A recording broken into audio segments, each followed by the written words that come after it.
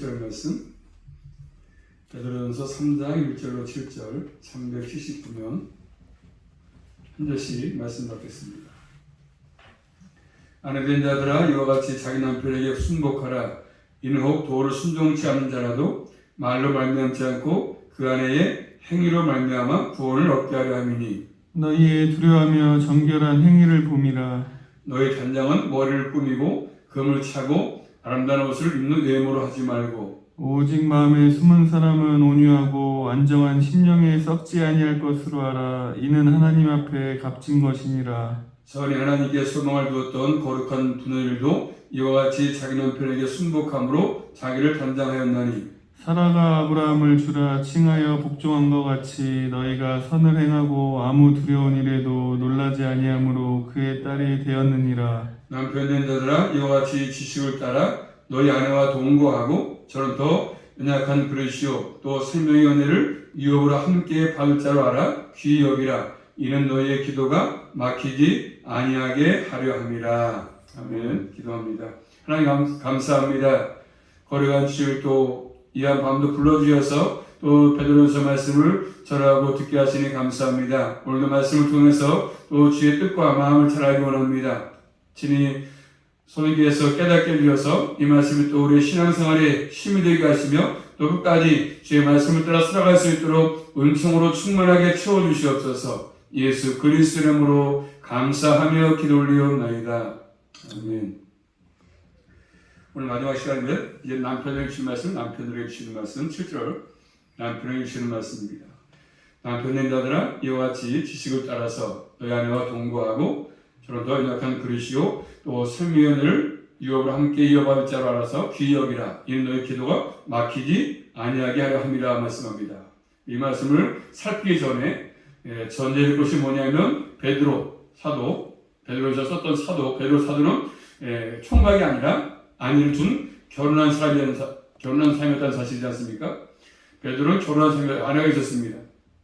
예수님께서 지상에서 그 당시에 베드로에게 장모죠, 장모. 그래서 한번 찾아볼 말씀을 고전 9장 5절 말씀 보시면 베드로에게 장모가 있었는데 장모 베드로는 결혼한 사람이었습니다. 혼자 산 것이 아니라 아내를 둔 결혼한 사람이었는데 그 사실을 알 수 있는데 그 당시에 예수님 당시에 사갈 당시에 베드로의 장모가 있었는데 장모 고린도전서 9장 5절 말씀 보겠습니다만 9장 5절 말씀 시작. 우리가 다른 사도들과 주의 형제들과 게바와 같이 자매된 아내를 데리고 다닐 건이 없겠느냐. 자, 자매된 아내를 데리고 다닐 건이 없겠느냐 바울이 말합니다. 그리고 베드로의 아내는 자매라고 하죠. 자매라 부릅니다. 자매. 그 당시에 여인들을 결혼한 여인 포함해가지고 그리스도 안에서 자매를 불렀습니다. 아내를 자매로 불렀음을 알 수 있습니다. 자매. 베드로는 이렇게 아내를 데리고 다니면서 복음을 전한 사역을 했던 것이죠. 다른 사도들, 주의 형제들을 말하는 보면 베드로 외에도 다른 사도들 가운데 마찬가지로 역시 아내를 데리고 다니면서 복음을 전했음을 알 수가 있습니다. 아마도 그 당시에 베드로의 부부관계가 다른 사람들에게 주목 대상이죠. 주목. 베드로 사도 사이가 참 좋구나. 그런 것을 볼 수 있는 것이죠. 이 교훈은 아주 효과적인 교훈이지 않습니까? 베드로 사도가 친히 부인과 다니면서 복음을 전하면서 그래서 모든 사람들에게 보인되었으니까. 그래서 베드로 사도가 어떤 부부관계를 유지하면서 사는 것을 잘 알 수 있는 구절입니다. 다시 한번 본 말씀 7절 말씀 보시면 자 7절 시작. 남편 된 자들아, 이와 같이 지식을 따라 너희 아내와 동거하고. 첫 번째, 지식을 따라서 너희 아내와 동거하라. 남편에게 주는 말씀은 남편들에게 지식을 따라서 너희 아내와 동거하라 말씀하십니다. 지식은 아내에 대한 지식이겠죠? 아내를 알아라. 아내가 어떤 사람인지, 어떤 마음을 갖고 있는지 지식으로 이해할 수 있습니다. 자신의 아내에 대한 지식이 필요하다고 말씀합니다. 아내에 대한 사랑 깊은 행동을 말하지 않겠습니까? 그 당시 남편들은 아내에 대한 지식이 별로 없기 때문에 아내가 어떠한 존재를 알고 대하라 말씀합니다. 자기 부인이 어떠한 존재를 알고 대하라고 말씀하십니다. 그런데 대개 남편들은 자신의 아내에 대해서 잘 모르지 않습니까? 자신의 부인의 생일이 언제인지, 그렇죠? 또 뭘 좋아하는지, 어떤 음식을 좋아하는지, 어떤 스타일이 잘 모를 때가 참 많지 않습니까? 저도 마찬가지로 잘 몰아듣습니다. 그래서 아내가 뭘 좋아하는지. 그래서 거의 다 대부분 남편들은 아내에 대해서 잘 모를 때가 참 많지요. 그래서 남편들에게 자기 부인의 생일을 물어보면 잘 모르지 않습니까? 생일이 어디인지, 몇 월 며칠인지 모를 때가 참 많습니다. 그런 분들이 참 많다는 사실이죠. 그래서 반대로 아내들은, 부인들은 남편의 생일을 잘 기억하지 않습니까? 기억합니다.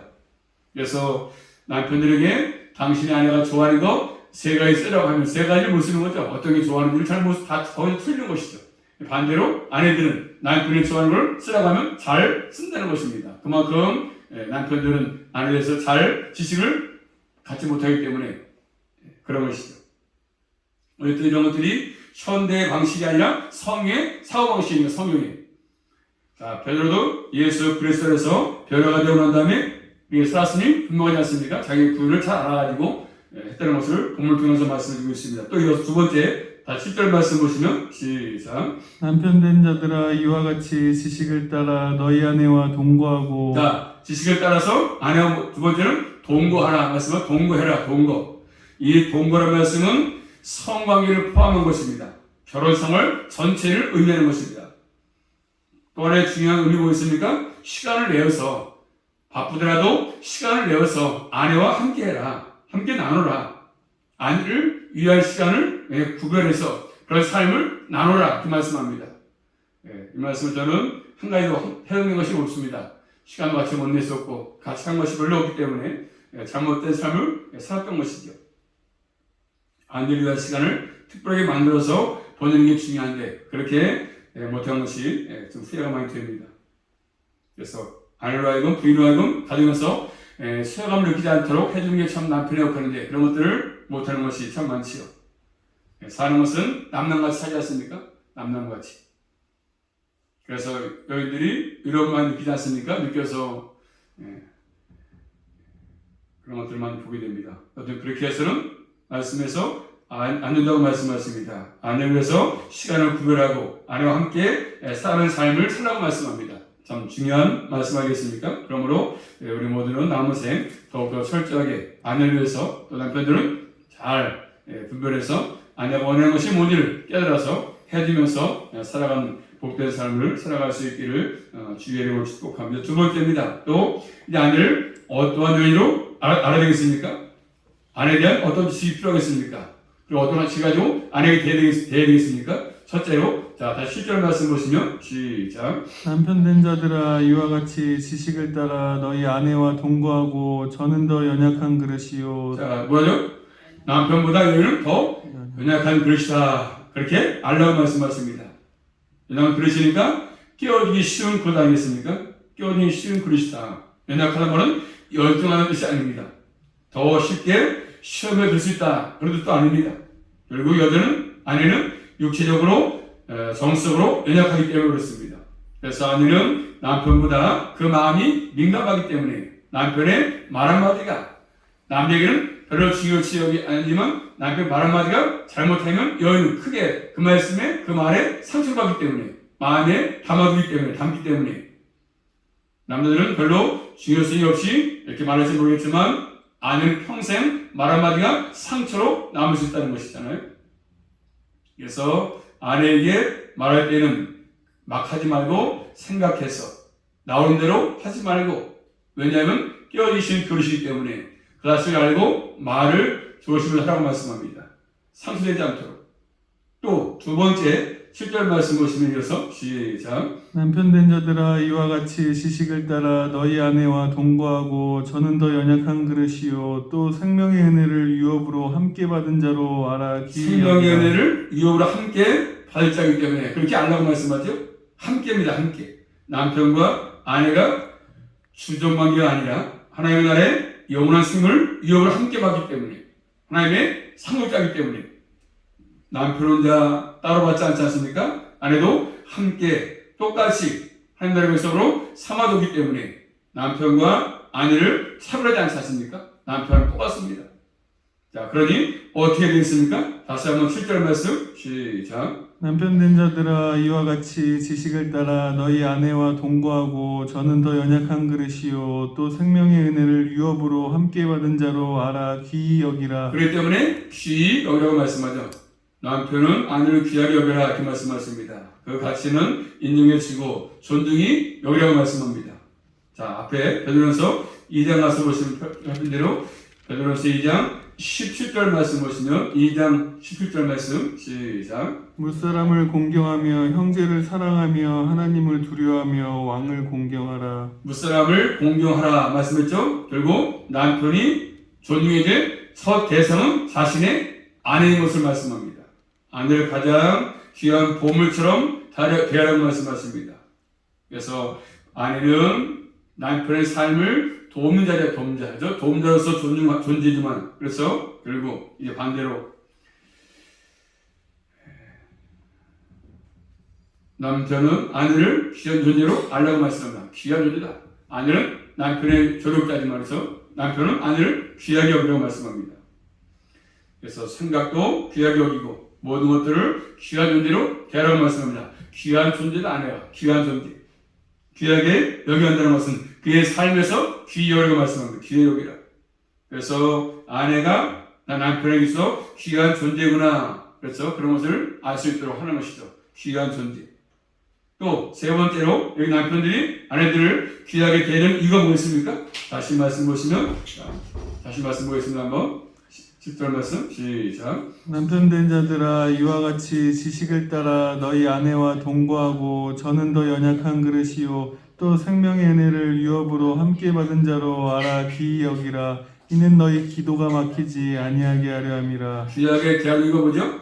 너희 기도가 막히지 않게 한다는 말씀합니다. 자, 성경에 보시면 기도가 막힌 경우 몇 가지 있습니다. 기도 막히는 이유. 그 말씀을 찾아보겠습니다. 한번 시편 66편 18절 말씀 보시면 기도가 막히는 이유. 시편 66편 18절 말씀. 시편 66편 18절입니다. 시작. 내가 내 마음에 죄악을 품으면 주께서 듣지 아니하시리라. 뭐죠? 죄악을 품는 것은 기도가 막힌다고 말씀합니다. 또 이사야서 59장 1절로 3절 말씀 보시면 기도가 막히는 이유.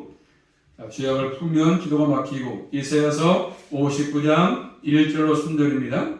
이사야서 59장 1절로 3절 말씀 시작. 여호와의 손이 짧아 구원치 못하심도 아니요 귀가 둔하여 듣지 못하심도 아니라 오직 너희 죄악이 너희와 너희 하나님 사이를 내었고 너희 죄가 그 얼굴을 가리워서 너희를 듣지 않으시게 함이니 이는 너희 손의 피에 저희 손가락 죄악에 더러워졌으며 너희 입술은 거짓을 말하며 너희 혀는 악독을 바람이라. 뭐 때문이죠? 죄가 있으면 그렇죠? 율법을 지키지 않는 삶을 살면 그리고 기도가 막힌다고 말씀합니다. 또 잠언서 1장 가서 보십니다. 기도가 막히는 이유. 이렇게 죄가 있으면 죄악을 품으면 율법을 지키지 않는 삶을 살면 또 잠언서 1장 24절 25절 말씀 보겠습니다. 한번 잠언서 1장 24, 25절 말씀 시작. 내가 부를지라도 너희가 듣기 싫어하였고 내가 손을 펼지라도 돌아보는 자가 없었고 도리어 나의 모든 교훈을 멸시하며 나의 책망을 받지 아니하였은즉. 뭐라고 말씀하는 거죠? 결국 그 말씀은 하나님의 말씀을 업신여기고 말씀에 순종하는 삶이 없을 때 기도가 막힌다고 말씀합니다. 또 잠언서 28장 9절까지 확인해 보겠습니다.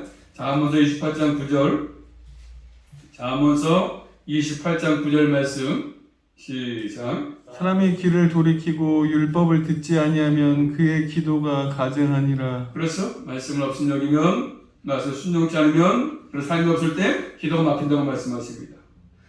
또 야고보서 4장 3절 말씀 야고보 4장 3절 말씀 기도가 막히는 이유 야고보서 4장 3절입니다. 야고보서 4장 3절 말씀 시작. 받지 못함은 정욕으로 쓰려고 잘못 구함이니라. 자신의 욕심을 쓰려고 잘못 구하면 기도가 막힌다고 말씀합니다. 또 마태오 6장에 보시면 사람에게 보이려고 외식하는 기도할 때 막힌다고 말씀하십니다. 그리고 본문에 아내를 귀히 여기는 삶이 없으면 기도가 막힌다고 말씀하죠. 그래서 많은 부분에 있어가지고 하나님과 관계 가르쳐 막힌 이유는 결국 성경에서 말씀하시는 것처럼 아내와 정상적인 관계가 이루어지지 않으면 기도가 막힌다고 말씀하십니다. 남편이 가정을 바르게 하나님의 뜻대로 잘 이끌어갈 때, 또 아내가 남편의 말에 잘 순복할 때, 이런 기도가 막히지 않고 온전한 가정을 부부관계를 이어갈 수 있는 것들이죠. 그래서 항상 남편들은 하나님과 기도를 통해서 관계를 잘 누리고 또 가정을 잘 다스리는 게 필요합니다. 특별히 자신의 아내의 관계 속에서 주 안에서 정적으로 잘 해나갈 수 있도록 모두 서로 아내와 남편이 힘쓰는 게 필요한 것입니다. 그래서 기도하면서 주님과 교제하는 가운데 이렇게 응답을 받기 위해서 아내와 남편 사이에 막히지 않도록 하는 것들이 필요합니다. 그래서 남편의 의무, 아내의 또 의무 다 차이가 있기 때문에 그런 것들을 바르게 할 때 부부관계를 잘 이어갈 수 있는 것이겠죠. 그러므로 항상 주의 말씀에 순종하고 인도를 따라서 사는 것들이 필요합니다. 그래서 이런 것들을 무시하고 한다면 하나님이 기뻐하지 않겠죠. 어떤 가정, 그 다음에 부부관계를 잘 유지해서 하나님께서 인정하시는 복된 가정과 또 남편과 아내의 사이를 잘 이어갈 수 있기를 주님의 이름으로 축복합니다. 기도합니다. 살아계신 아버지 감사합니다. 남편들에게 말씀하십니다. 자기 아내를 귀 여겨 말씀하시고 또 아내가 뭘 좋아하는지 어떤 걸 또 바라는지를 잘 알라고 말씀하십니다. 또 시간을 내서 아내와 함께라고 말씀하십니다. 지금까지 그런 삶을 살지 못했습니다. 용서해 주시고 더욱더 주님께서 은혜 주셔서 모든 가정들이 깨지지 않게 도와주시고 남편과의 사이에 담이 생기지 않게 하시며 철저하게 주 원하시는 부부관계를 잘 맺어갈 수 있도록 가정마다 함께 해주시고 말씀으로 잘 이어갈 수 있도록 도와주시고 함께 해주시옵소서. 예수 그리스도 이름으로 감사하며 기도 올리옵나이다. 아멘.